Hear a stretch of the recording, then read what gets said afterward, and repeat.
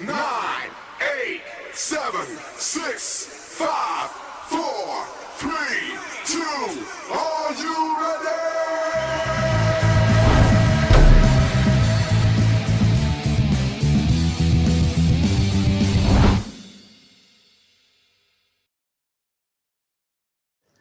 Well, welcome to Highway Wrestling. It is Monday, and you know what that means. I gotta work on. I know Mondays are for Rick. You're not having a very good Monday, buddy. I'm tired as hell, dude. You look tired. If everybody could look as rejuvenated and refreshed as Brian Hardy does, we'd all be living good. Oh, he looks like $1 million. He does look like $1 million. Fake it till you make it. $2.30 right now. Yeah, well, I look like a WIC check. So. Hey, all the mommies like them. That's right. That's right. You know, find me folded up in her pocket. So, what's going on, boys? Between her cleavage. What's that? Probably between the cleavage. That's where mommy's milk is. How was your weekend, boys? Good. There was a weekend. I think I missed it. Like it doesn't ever feel like. Listen, I'm on vacation and I took a nap today, just like a normal day. That sounds good. Running, man. Running. Yeah, that sounds good. We booked this weekend, Brian? I was not booked anywhere. I was booked at Planet Fitness booked at Waffle the gym House nonstop, and I watched a lot of wrestling and did a whole lot of running around. So right on. A lot of family oriented stuff this weekend. He was booked at Waffle House. Yeah, man. I wish. There's no Waffle Houses around here. I think the closest one to me is like 45 minutes away. Worth the drive. It is worth the drive. No, it's not. I'm totally kidding. I did see that Robbie posted a picture with him and an ice cream cone in front of a Dairy Queen, which now it's going to be the running joke. It will be the running joke. But he didn't win. Like, Robbie's an actual loser. Well, he said he won for 60 seconds. So he got the pin on me because someone from TCW interfered and did something to me. So he got the pin on me for 60 seconds, and then Chucky reversed the decision, and the match continued. So he said he deserved his Dairy Queen ice cream as well for the 60 seconds that he was chanting. So I'm totally confused. So you explain some wrestling psychology to me. This was a This was a gauntlet match. There was a gauntlet match. Probably had to go through 4 guys: Tremor, Tarvin, and yourself. Yes. There was, and this is this a no disqualification? I have no idea, to be honest with you. I was just at that rate. I was doing whatever I wanted to, pretty much. Yeah. Chucky looked confused. I was confused because that's not how I wrote it. But I noticed that as Tiberius is giving you the tilt the world slam or whatever he calls it, Brandon, that idiot Brandon, was staring right at both at him, right directly at him. Yeah, and I was like, ooh. Yeah. Believe me, bro. I was like, hey, it's not my world. I'm just playing in it. I mean, the weird. This is a life lesson for people. When you do things in your underwear, just shit hits the fan. Like the train falls off the track. Yeah. If you guys have not caught that match, go to ATCW Facebook or whatever or YouTube and check out the Brian Hardy match where he wins the title. There's all kinds of shenanigans going on. Even the interference at the end when what's his favorite? What was his name? Pretty boy? Chris Klein. Too fine, Chris Klein. Too fine, Chris. Not Pretty Boy Ricky Skaggs. No. Too fine, Chris Klein climbs in the ring and hits Robbie with the belt, which totally confused there because Brandon staring right at him. I don't know. Totally confused, and I was just like, "How is this?" I don't know. Don't ask me. I have no idea. All right. The two best things about that was, one, Brian Hardy's the ATCW champ, and 2, Jeremy Stone took a pinfall. Yes, I went there again. Yeah, so he's still undefeated as a singles competitor in 2023. So good on him. And who knows? Maybe Jeremy wins the Rumble in November. I mean, you just never know. I mean, I like his A odds. little bit to climb. That's how I look I at like it. his odds because he'll probably get dump trucked on the outside of the ring and lay there until there's one guy left, and then somebody will knock him out for him, and he won't even know what happened. So is this Rumble? Is this like where the winner gets a title shot against the heavyweight champion, or is it like they get to choose? So, well, actually, it's for the Rumble in November, November 18th, Lee Town Community Center, Curtisville, West Virginia. I will not be there because I'm suspended. You win if you win this Rumble, 30-man Rumble. You win a golden ticket. If you win this golden ticket, you get a shot at any title. So I believe last year, LA won the golden ticket, and he cashed it in for the tag titles. Gotcha. Yep, they had I believe it was a 2 out of 3 fall match, and they lost. Willie was injured. They lost, and Willie made LA cash in the ticket, and they ended up winning the tag team titles. So, nice. Which is pretty cool. We've never had the golden ticket cash in for tag titles before, so that was a pretty cool moment. Very cool. So, yeah, so it could be any belt. So, Brian, I don't know if anybody wants to mess with you right now. I know 4 guys that do, and maybe a returning 5th. No, I'm not pointing at me. I'm just saying maybe. Tune into the next episode. I seem to have gotten under his skin a bit. Oh, you got under whose skin? Stones. Oh, is he? Yeah. I took the pin. Big deal. But Ricky, I'll whip you. Stop shit talking. Hey, the best part about Saturday is I believe Jeremy Stone is coming over for Hardway Wrestling for a little bit of. Is he coming over? No. Did you hear, Brian? Did you hear the voice? Did you hear his voice change a little bit? Is he coming over? He's coming over. That's excitement. That's excitement. Maybe Ricky. Maybe he does come over, and maybe he walks. Invite him. Maybe he whips your candy ass. Maybe he stomps a mud hole in your ass and walks it dry. Good Lord.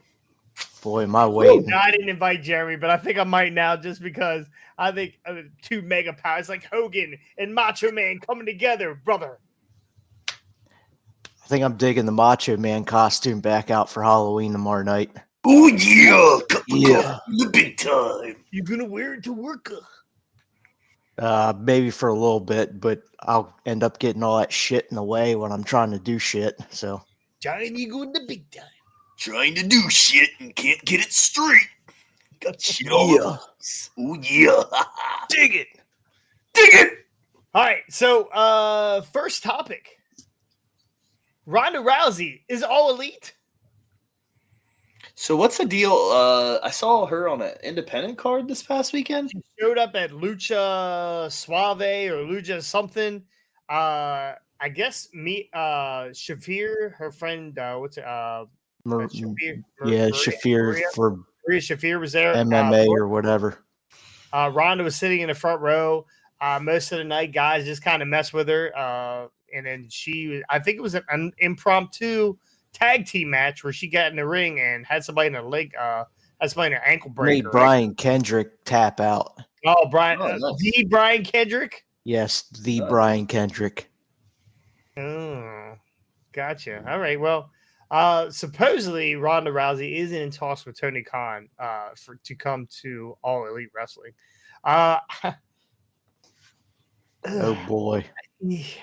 I believe her last run here at WWE was pretty bad.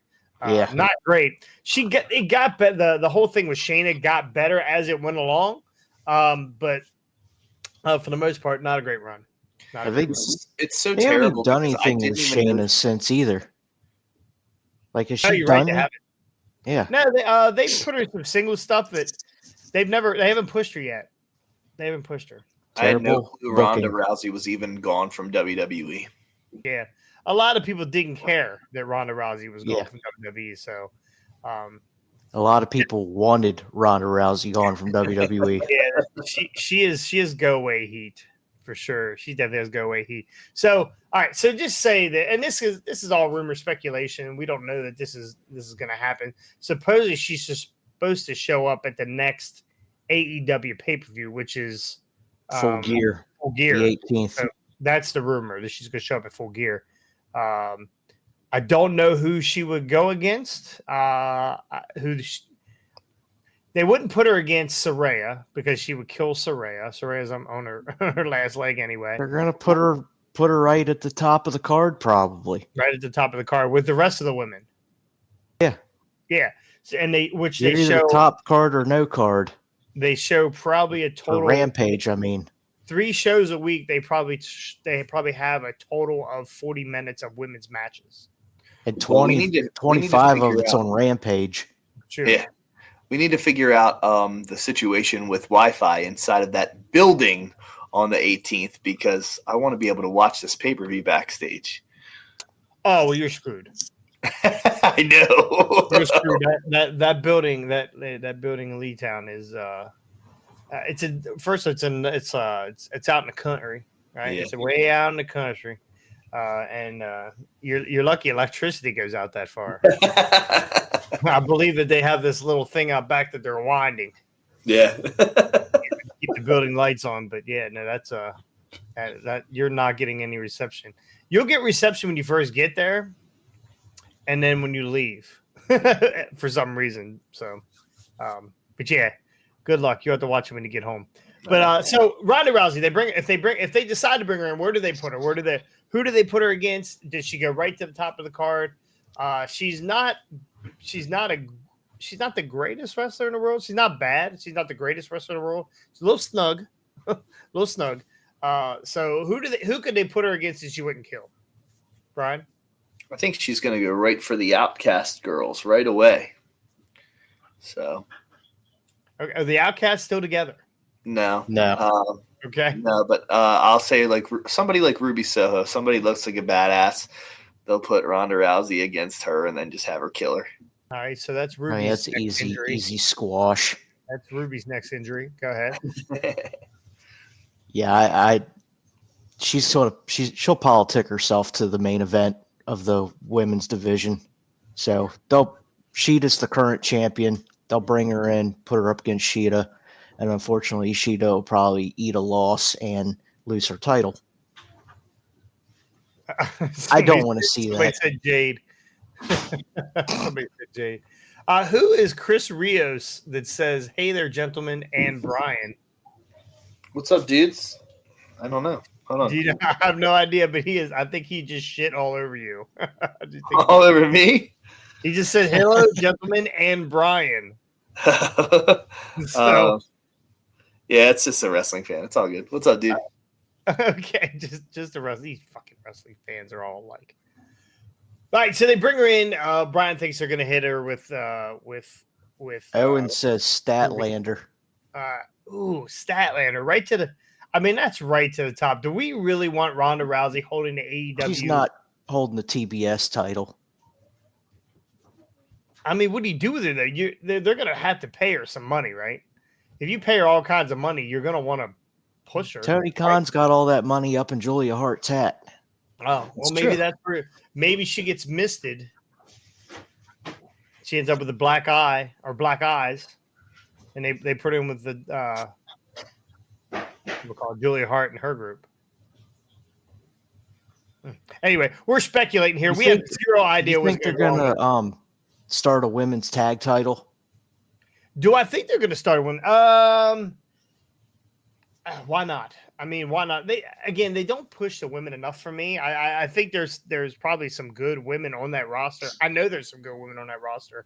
I think it would help. Serena Deeb is coming back supposedly. Straight Edge. Yeah, she was a big help in that back in the locker room with some of those women. So, do they have enough women to have a tag division? Yeah, Yeah. Okay. yeah, because they don't do anything with 90% of them. So Who else? Like where do you really the only women you see right now is Sheeta, Willow, Sky Blue, and the Outcast girls and Tony Storm. Tori Storm? Yeah. Tony. Yeah, that's about it. We only see Tony Storm in black and white now. I'll see her any way I can get her. Okay. Exactly. Gotcha. Yeah. I mean, the problem is they could give these girls a belt. They could do the tag belts, but where are they going to shoehorn them in at? Where are they going to put them in at? Rampage. They don't do a great job right now doing singles competition for the women. How are they going to shoehorn tag team? Well, they got plenty of women to make tag teams out of. They do. They could put them on your girl Willow and Sky.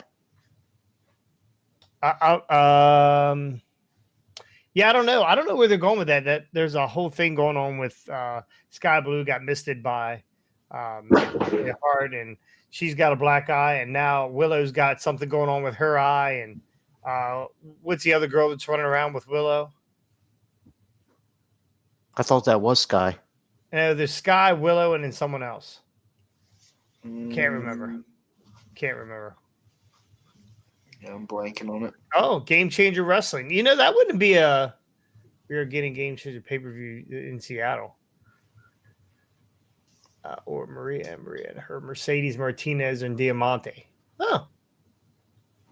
Chris versus Ronda. I just don't see it. Statlander would be out again with torn ACL. Yeah, again, I harken back to just saying 40 minutes of women in 3 shows and barely anything on pay-per-views at times. They cut matches from pre-shows or whatever for the women.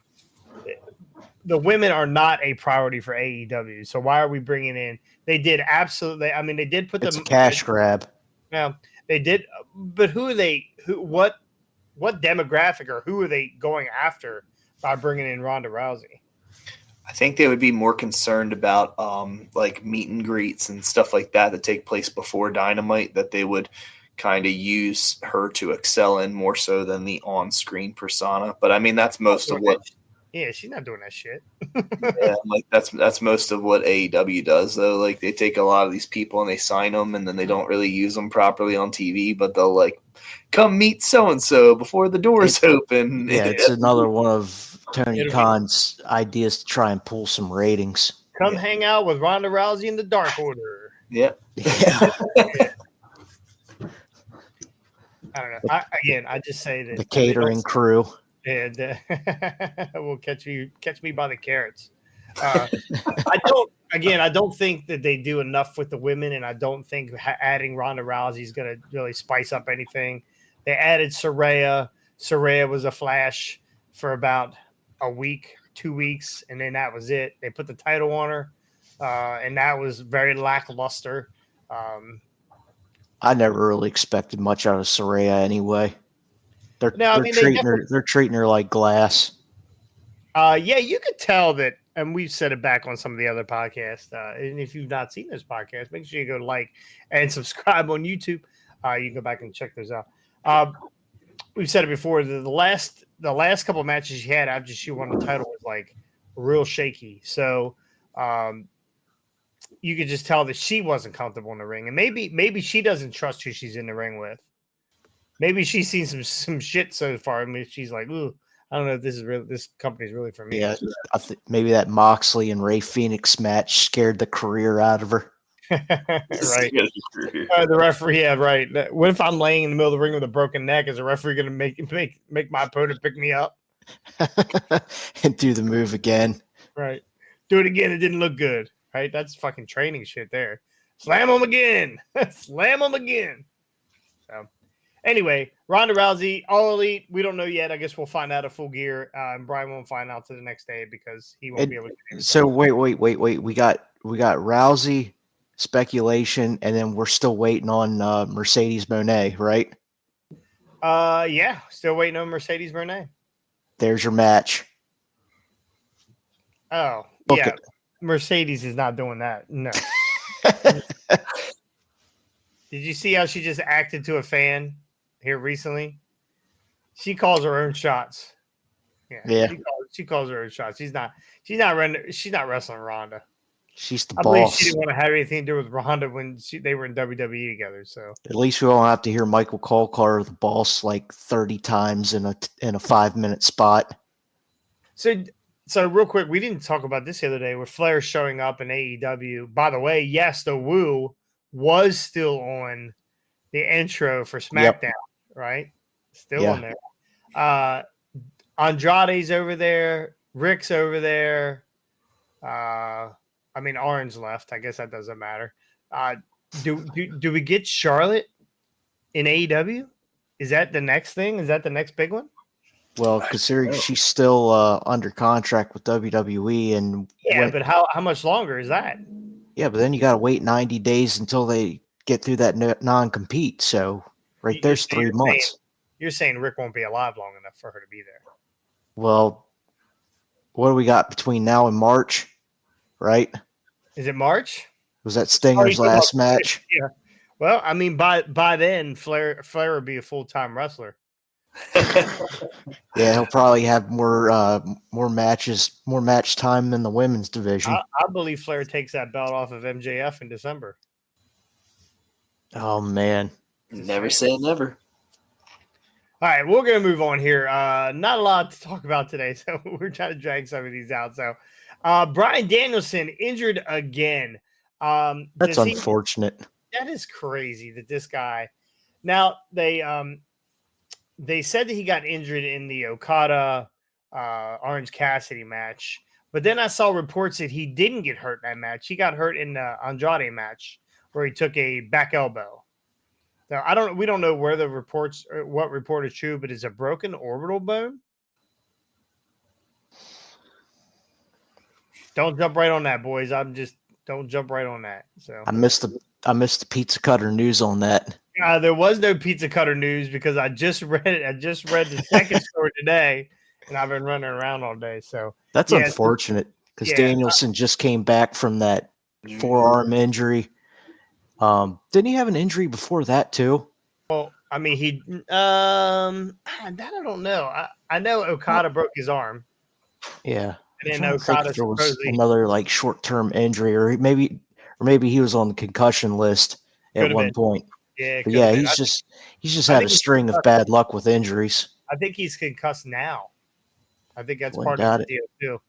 So, John, I read a post about Moxley was talking about how they need better doctors and people paying more attention to the matches. Well, don't they have Doc Samson? Yeah. Apparently, Doc Samson's drunk.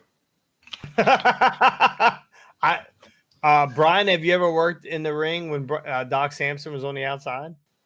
Not on the outside of the ring, but I've been multiple times at WWE when he's been backstage there.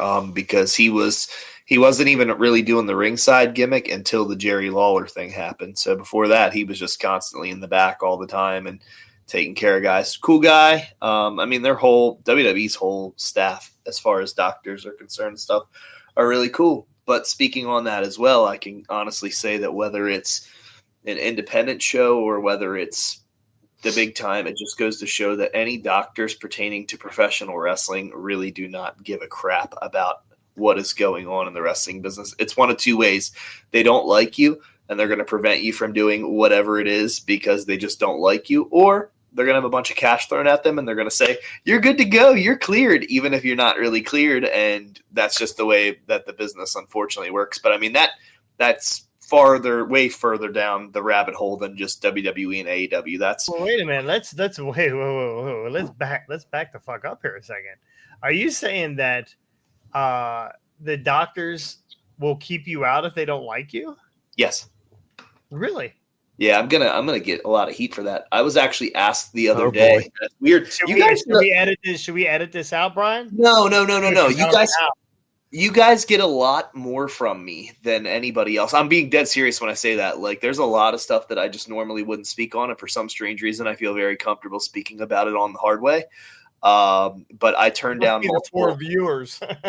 Yeah, I turned down multiple interviews last week pertaining to some comments that were made. I'm not going to say exactly what it was, so that way I don't get any legality trouble. But it was a few things pertaining to certain people that run professional wrestling events, and I'm not talking about promoters. I'm talking about people in states. Let's put it that way. How do you put that without? I don't know. Whatever. We'll just say people that are paid by the government to regulate professional and sanctioned professional wrestling events. There we go. Is Maryland? Hello, Maryland. Hey, I didn't say Maryland. I didn't You say. don't have to, brother. Yeah, we already That's knew you. that That's one. not me. I'm not dropping. I'm just simply saying that there was a lot that took place over the years that has been swept under the rug. And I know for a fact, because I talk about it a lot once again in my book, Wrestling with Life, Rocking All Night, the Brian Hardy story, which you could buy right now on Amazon for $30. Got it right there. He was waiting on that. I missed the shameless plug 2 shows in a row because it was laying on the after I threw it. I never went and got it, but I had it today. I talk about how rough some of these commissions are, and I talk about how Jerry Lawler and Roddy Piper and a bunch of other guys were right beside me on a lot of stuff that was said, because it is, man, it's a money grab. They don't care whether you're healthy. They don't care if you're sick. Going back to the CM Punk Z-Pack story and all that other kind of stuff, like there's so much stuff that those doctors just don't give a flying shit about. Now, I give Doc Samson credit. He did save Jerry Lawler's life. But when it pertains to just, hey, I don't know if I swear that's the way it goes. Hey, I don't know if I like this guy or not. So if I don't like this guy, I'm not going to clear him to wrestle just simply because I don't like him. Or, hey, if I like this guy, the company's going to throw me a ton of money and he's the big star right now, so I'm going to push him on through, even if he's got a limp leg or if something's going wrong. Hey, you're cleared. You're good to wrestle. And then that's why these guys end up quicker and faster back right on the injury list where they're out for months at a time, because those guys are the ones that, the docs go, no, you're fine. I've worked the system both ways, honestly. I've worked the system where doctors have hated me and not cleared me just because of the fact that they didn't like me. And I've worked the system where, hey, and you're buddy with the doctor, and he's like, yeah, come on, blah, blah, blah. And there were nights that I told my wife, like, I'm on blood pressure medicine. So there was some nights where my blood pressure was so high back in the day before I was ever on medication for it or anything, where I probably never should have been in a wrestling ring. And they would just pass me on through because this guy's talking to me about whatever, and his daughter likes the same thing my daughter likes. And okay, buddy, you're clear to go, and this and that. And it's whoever's ass you're willing to kiss. You'll get right through. And if they don't like you, they're going to make sure that you fail whatever physicals or whatever the case may be that you need to wrestle. So, wow. Okay. Well, we've all heard the stories about CM Punk and the Z-Packs, and he shit himself in the ring, and and that's all true. I mean, that's all, legit. Yeah, legit. That's all real stuff. So, I mean, we might not care for CM Punk in a lot of ways, but I do believe that the WWE, because CM Punk was such a big push and a big money grab, it's hard to push. And that's why they always say card is subject to change, because they'll say, hey, Brian Hardy's going to be here. And then you get there and you pay for your ticket, you buy your tickets, and you sit down, and Brian Hardy doesn't show up. And you're like, what the fuck? What's going on here? They do it all the time. I was going to say, and I might be in the back, and I might be feeling like $1 million, but I got to get through that test with that doctor first to regulate me to wrestle later that night. So if not, sometimes that's why you don't see the guy. But did you ever hear the story about Shane Douglas at WWF back in the day? We're talking like when Dean Douglas happened in '95. So Vince McMahon and Dean Douglas basically were having outs. This was right around the time that there's like a lot of famous shoots that you hear where Dean Douglas didn't want to work with Razor Ramon because he was saying like that his back was hurt so bad. And this and that. It's a big folklore for years and stuff. So basically, and I love Shane Douglas. I do. Like I said, I got a triple threat tattoo right there. Bam. I love Shane Douglas and I love Scott Hall. So I would never choose sides on a story like this. But Shane Douglas was talking about how bad his back was hurt and like how he was just in no position at all to compete. And he said he was getting a lot of heat with the boys because it was Madison Square Garden. So it was like right around I think he said it was like November. So it was like right around the holiday season when this had happened. And Vince McMahon started getting really crappy with him and saying like, Dean, I need to talk to you or whatever. And he's like, yeah. And he's like, what's going on? He's like, you don't want to compete tonight? He's like, we're in the biggest arena in the world. We're at Madison Square Garden and this and that and whatever. And he's like, well, Vince, like, my back is killing me. He's like, one wrong bump. He's like, and this could sideline me for a number of months of this and that. So can I just sit this one down tonight? So Arnie Skolin basically finds Shane Douglas later on in the hallway, and he says, hey, this is not coming from me. This is actually coming from Vince. I just want to – by this time, Shane had saw the doctor and everything, and the doctor said, I don't think that he can compete tonight because his back is so bad and this and that and whatever. And Vince comes in, and Shane said that Vince nudged him in the shoulder, like walked by him, boom, slammed into his shoulder, and literally went, hey, Doc, I want to know, like, do you want to be the one to explain to 20,000 fans tonight in the Garden why they're not going to get to see Dean Douglas tonight? And the doctor was like, I'm personally telling you, Mr. McMahon, I don't think it's a good idea for him to be out there tonight and this and that. So Arnie Skolin finds Shane Douglas in the hallway, and he says, this isn't how I feel. I'm just telling you verbatim. You were told to pack your bags and get the fuck out of Vince McMahon's, or get the fuck out of the Garden, and that your services are no longer needed here in WWF or something like that. And Shane goes, okay. So he said he gets all the way down this hallway, and by the time he gets all the way down this hallway, he's like, he couldn't believe that Arnold Skolin like reiterated all that Vince just said. And he's like, but he's like, I always respected you, Arnie, and blah, blah, blah, blah. So as he gets to this elevator, he said it takes forever to open the elevator. And all of a sudden he opens up the elevator, and as he's getting in, all you see is Vince just hauling ass down this hallway, and the elevator's starting to close, and Vince sticks his hand in the elevator, and he's like, Dean, where are you going tonight?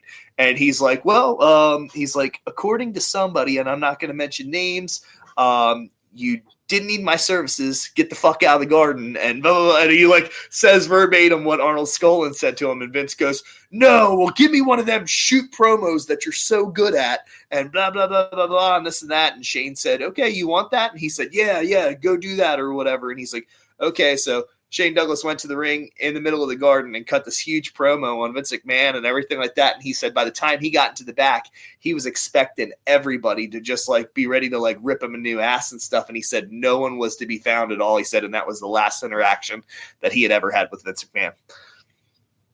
Oh, wow. So pertaining to health. Like, so that's the thing. Like, damn, that's a good story. Where can we find that in the book of?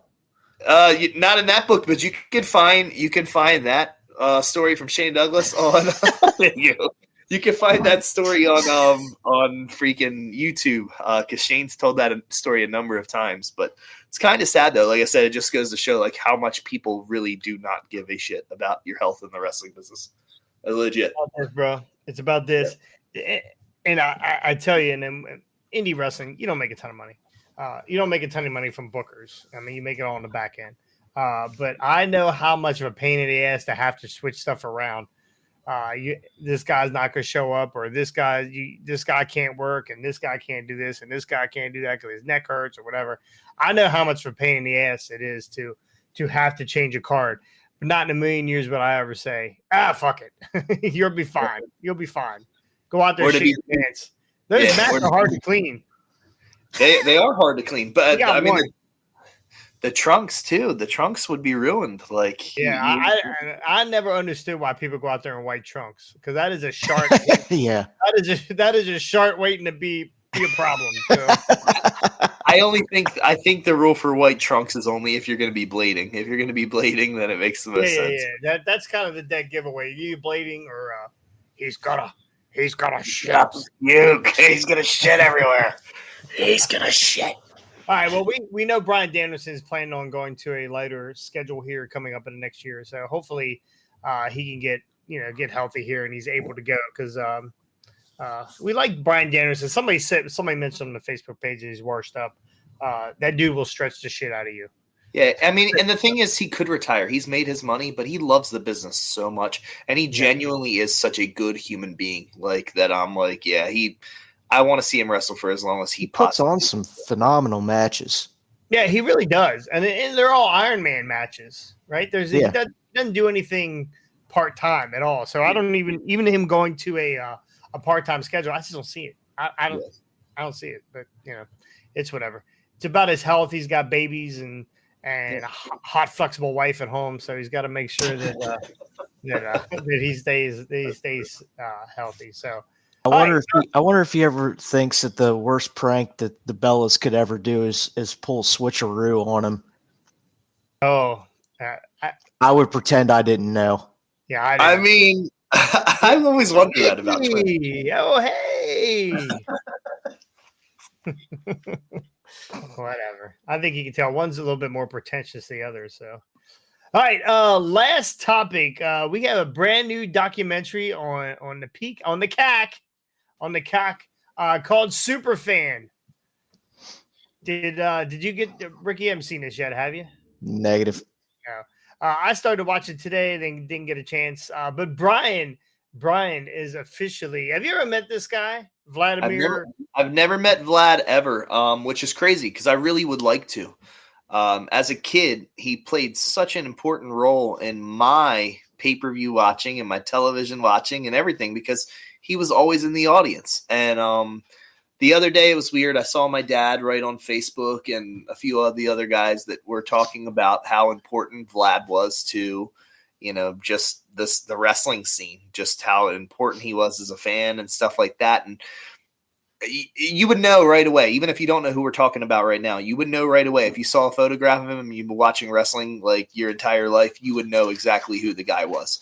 So a lot of times, people remain nameless, but so like I said, I can't pronounce the dude's last name. We said that right before we went on air, but Vlad, that's what we're going to call him. Vladimir, whatever his last name is. I don't know. It's Abouzeide.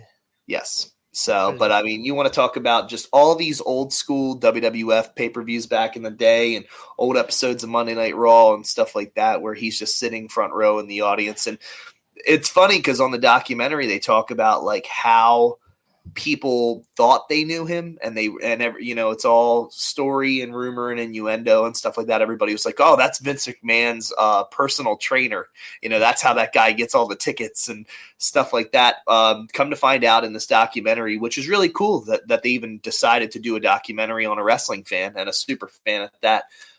He had no ends. He had no ends to the wrestling company at all. He was just a fan of professional wrestling. And he saved his money. He worked very hard. He lived with his mother and, who has now passed away. And he talks about how much his mother meant to him and how hard she struggled and they didn't have a lot of money and stuff like that. And he would save his money to basically go to these WWF events at the Garden and different places. And then he eventually started traveling. Cool thing for me to see was there was a clip of, I believe it was 1994. There's a part in the documentary where Bruce Pritchard is talking, and it shows a clip of the Garden from 94, and it's the Head Shrinkers, and it's my dad and Gilbert dressed up as the Executioners at Madison Square Garden. And I thought that was really cool to see in the documentary last night when I watched it. But it's just such a cool story to hear that he was, like I said, just a lifelong fan of professional wrestling. And it's cool because I posted one of his quotes online last night, and it said, I wanted to be a wrestler, but I just couldn't do it. Like, he openly admitted that he tried. I mean, the dude was chiseled, he worked out all the time. Yeah, he's a big dude. Yeah. That looked like Rock when he was younger. Yeah. And he tried to be a wrestler. He said, and it didn't work out. And owning up to that and knowing your spot in wrestling is awesome, that you like literally were like, I gave it a shot. It wasn't for me. Like, but to turn around and say, if I couldn't be a wrestler, I was at least going to be the greatest wrestling fan. And to me, I can like tip my hat to that big time because he was, man. And like, people don't realize that those are the types of fans that I look for. I'm starting to learn that. And I mean, I could tell you a bazillion stories over the years about different fans and stuff that have touched my heart in different ways. But even just to use this as an example, at ATCW, there are now like a select few people at ATCW that are sending me messages online and sending me pictures of me like with taking a picture with their kids or whatever and stuff. And they're like, their family is invested, they're invested into the ATCW product, but they're also invested into Brian Hardy as a wrestler.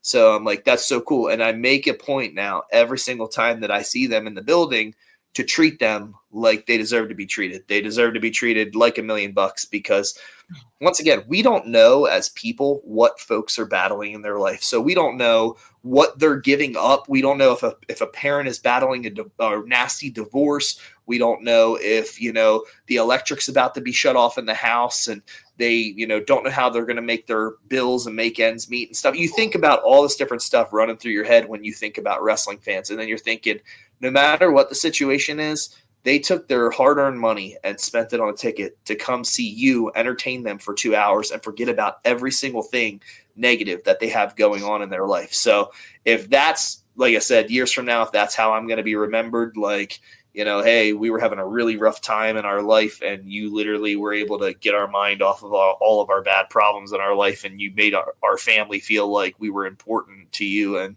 stuff like that. Wrestling fans are the coolest people in the world. And like I said, I've always been really like shitty to people, like when I hear the term mark and like stuff like that and everything, because to me, I'm just like, yeah, like I wouldn't have been able to take care of my family for as long as I have if it wasn't for the fact that pro wrestling fans have bought my merchandise and they have made me way bigger than I ever should have been in my entire life, like a little kid with a dream. And I'm like, so I will stop even when I'm irritated at 4:00 in the afternoon at a random Target and I feel like you're about to like kidnap my kid or something. You're not. You just want an autograph or a picture. And I'm like, yeah, sure. And Sonya Deville. You got plenty to choose from. Yeah. Sonya Deville would probably think something completely different. It's so I'm waiting for footage to come out on the Scotty the Body documentary of him and Joey Janela in the Coke can. Oh yeah, we're waiting on that one. You didn't hear that story, did you, Brian? No, I did. You'll have to next time. Ask Scotty that next time he's on. Yeah.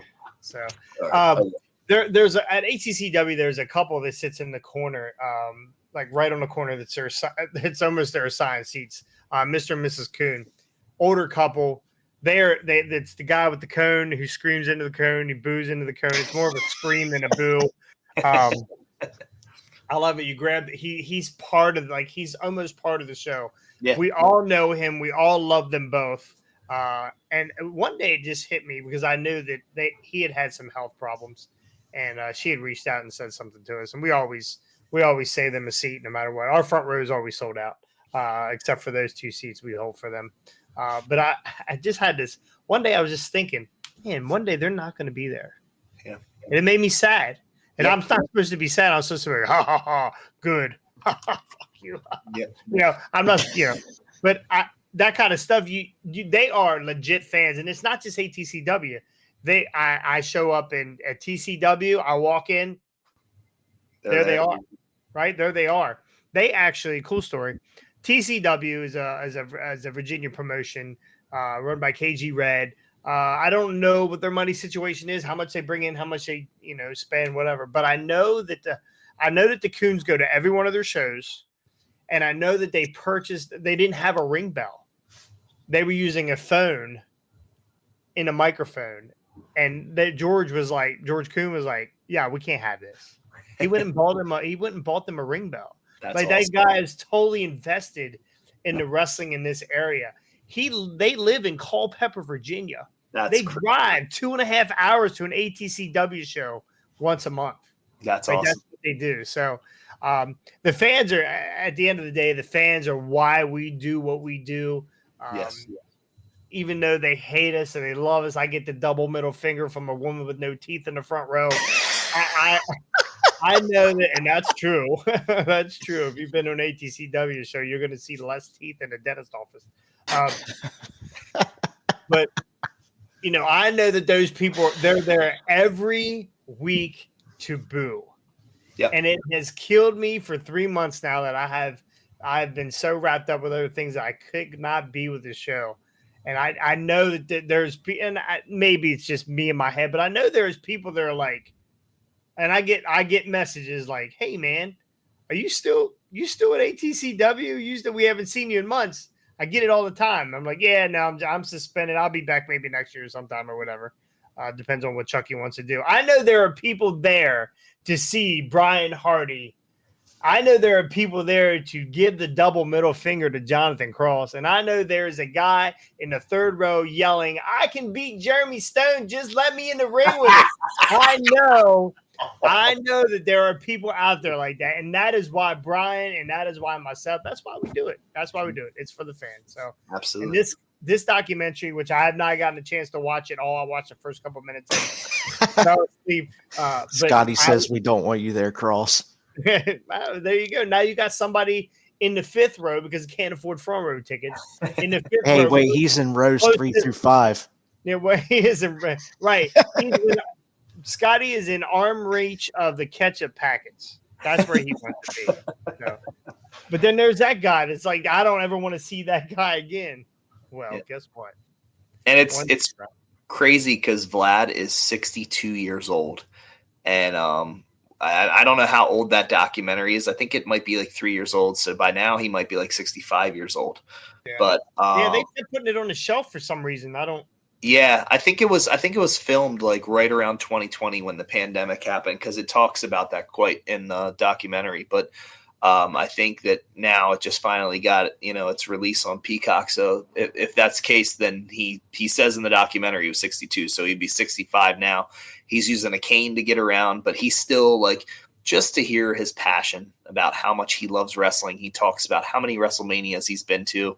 He's talked about all this different stuff, and it's like just so many important milestone moments, in his life. And it said at the very end of the documentary that he has been over 1,000 live events. Now, keep in mind, okay, I'm an independent pro wrestler, and I have been for 15 years. I've done about 2,000 matches. Now, what you've got to understand is I've done double shots on weekends and stuff like that. This is a wrestling fan that is 65 years old that has been to over 1,000 live events. Like, that is incredible.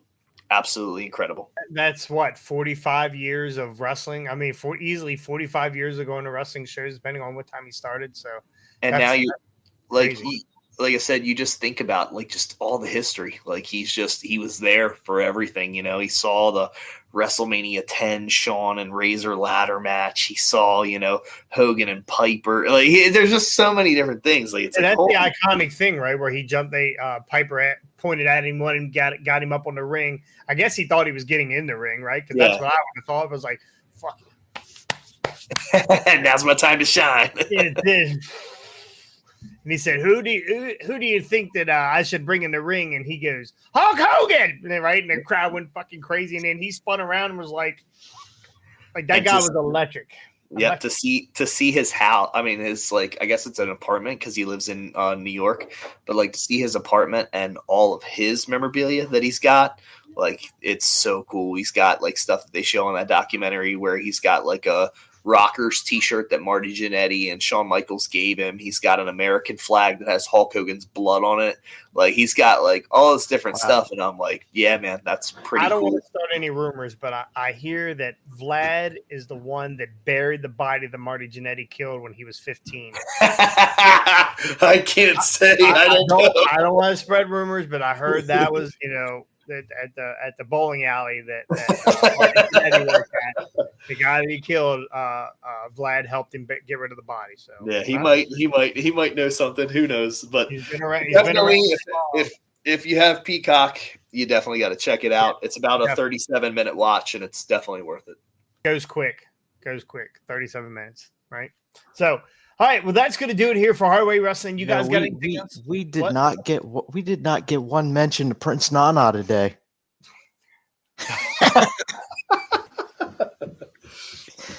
I know Scotty was waiting on that. That's how you should come back to your ATCW rebirth.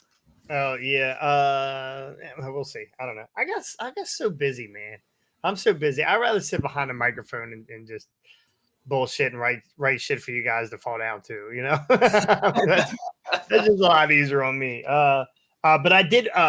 Before we get off to Vlad, I did reach out to Vlad. I sent him a message, and hopefully, maybe we'll get something back from him. And Probably Can we not. get him here on the hard way? I mean, with Brian Hardy's help, probably. I don't know. So See, you're hitting all the famous lines right now. You hit the dance. Then yeah. We got. Listen, we are. And I'm AEW. barely even awake all today. the catchphrases, bro. Yeah, it's just between your dance, between literally, can we get him on the hard way, and then me saying, the thing about my book every time. Then it's just those are the three deals right there.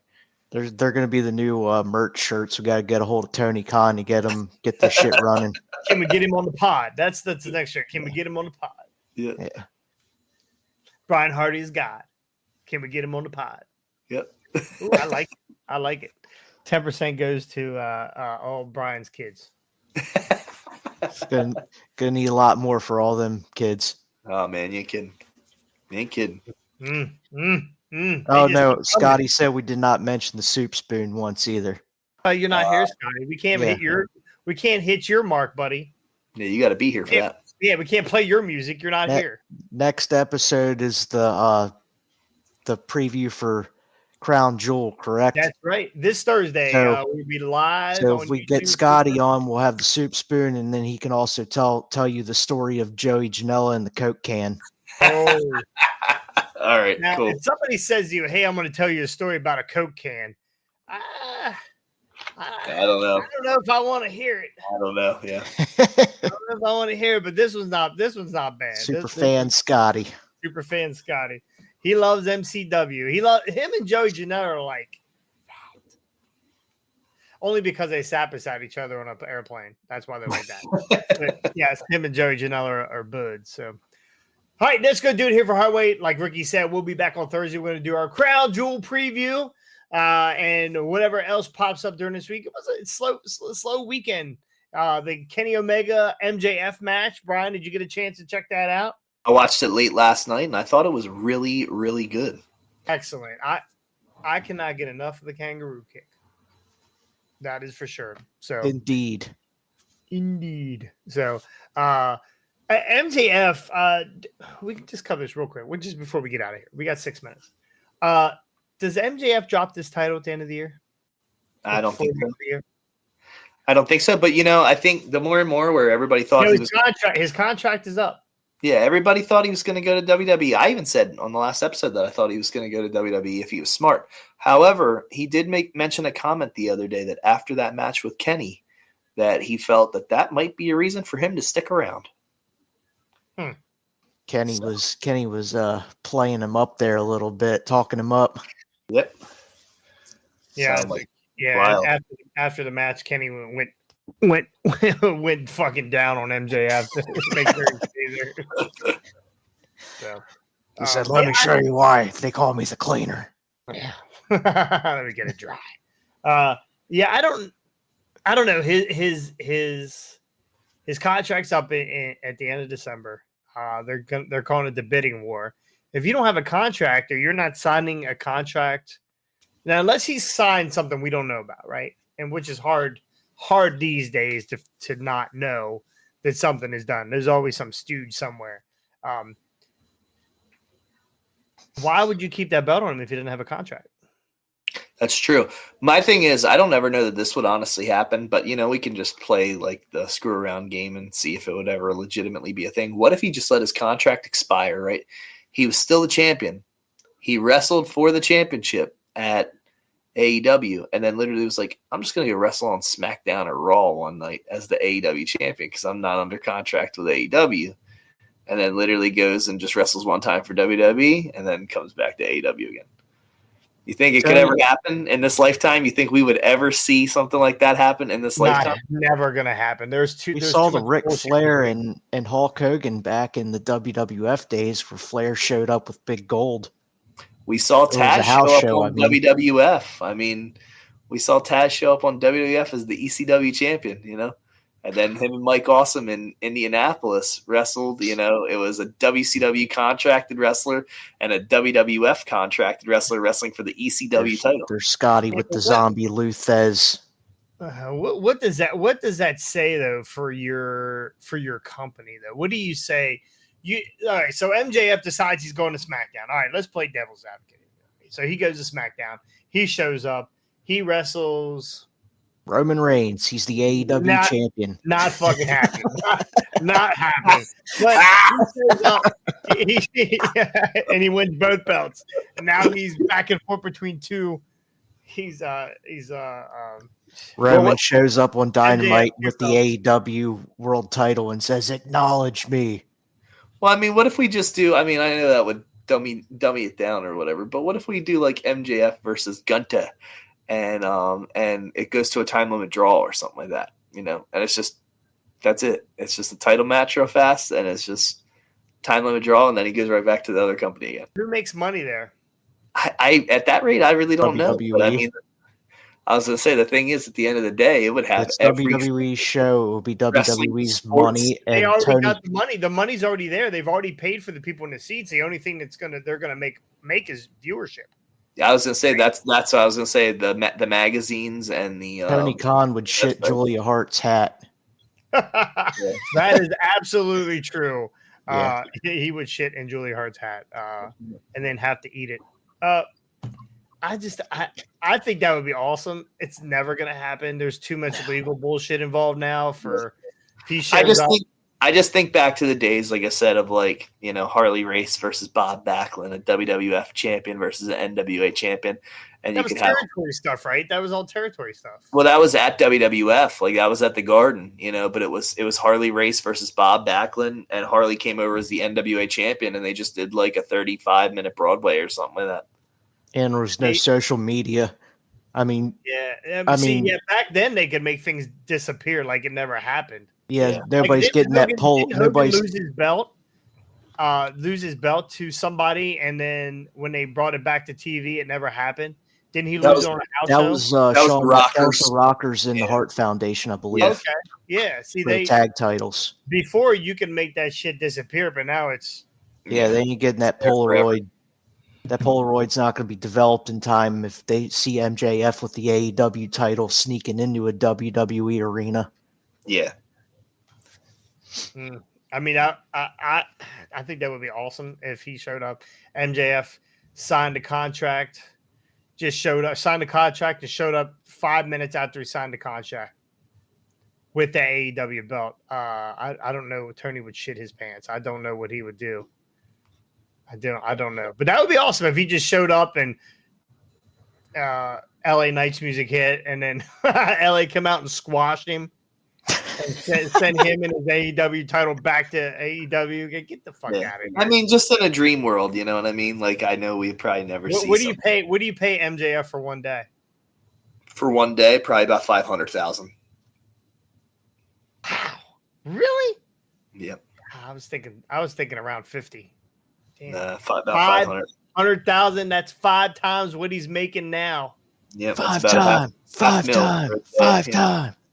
1 day's worth of work. God damn it! Why wouldn't you just do? I was gonna say, of course, you got to have the limo too, like Stretch Hummer and a freaking. Oh yeah, he gets out. Oh, I book it right here. Here we go. Jade Cargill shows up on SmackDown. She issues an open challenge. She says, "Anybody in that back right now that wants a piece of Jade Cargill," and next thing you know, MJF's music hits, and he shows up and he squashes Jade. And then CM Punk's music hits, and he comes out, and they have a match for the AEW title on SmackDown.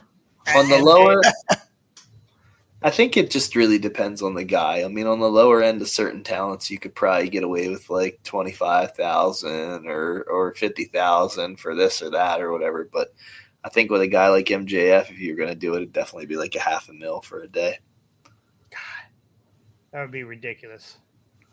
You ain't kidding. That's why everybody wants to be the champ, baby. Yeah, Jesus. God. Just to have that belt on TV, and then DX can come out and spray paint it. You never know. All right, well, that's going to do it here for Highway Wrestling. Again, we'll be back later in the week with our Crown Jewel preview. Should be a pretty good show. Scotty might be there by then. We ran a little early today. We jumped on at 4 instead of 5, but we'll be back at our normal time on Thursday, and then we'll be off to. I have a wedding on Friday, so I'll have to catch up on all my wrestling Saturday morning before the knuckleheads get here for Crown Jewel. Did you say something to your wife about Crown Jewel? I didn't yet, only because this week has been so dang hectic. So Gotcha. Mama needs out. yeah. You better get Mama out. We'll bring her. We'll bring her in with open arms. That's right. And we'll keep Scotty away from her. So. All right. Well, that's good, dude. Here. Appreciate you guys. Thank you so much. Enjoy the rest of your week, and we'll see you guys next time. On the hard way.